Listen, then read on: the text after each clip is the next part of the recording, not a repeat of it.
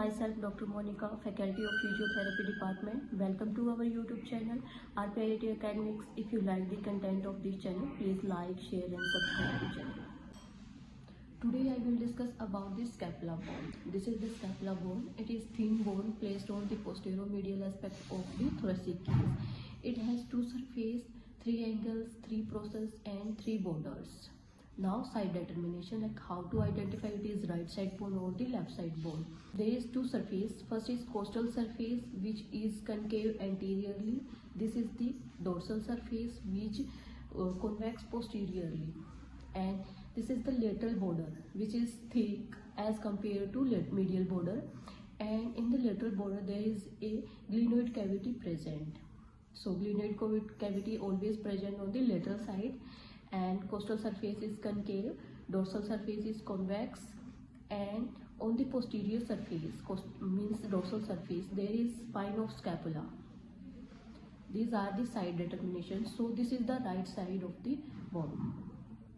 Now we discuss about the features of the scapula bone. Surface, there is two surface. Concave surface is costal surface and convex surface is dorsal surface. On the concave surface there is a subscapular fossa present, and on the dorsal surface the spine of scapula divide the dorsal surface into two fossas, smaller in supraspinatus fossa and the infraspinatus fossa. This is the supraspinatus fossa. This is the spine of scapula which divide the surface into two fossas.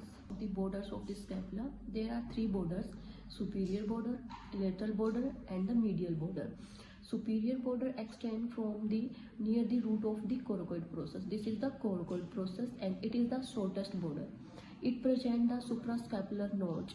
Now this is the lateral border. Lateral border is thick as compared to medial border, and above the lateral border there is a tubercle present called infraglenoid tubercle, and also the glenoid cavity present in the lateral border. And this is the medial border, which is thick, which is thin, and it extends from the superior angle to inferior.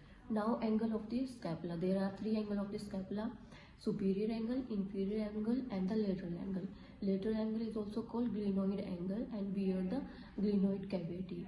Above the glenoid cavity there is a tubercle present called supraglenoid tubercle, and below the glenoid cavity a tubercle called infraglenoid tubercle.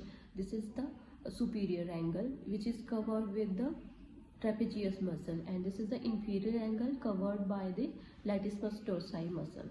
In the last we learn about the process of the scapula. There are three processes of the scapula: spinous process, acromion process and the coracoid process. Spinous process is the triangular plate of bone which present on the dorsal surface of the scapula. This is the spinous process, which divide the dorsal surface into two fossa, supraspinatus and the infraspinatus fossa. Now the acromion process. This is the acromion process, which articulate with the acromial end of the clavicle and form a joint, acromioclavicular joint. This is the coracoid process, finger-like projection facing forward.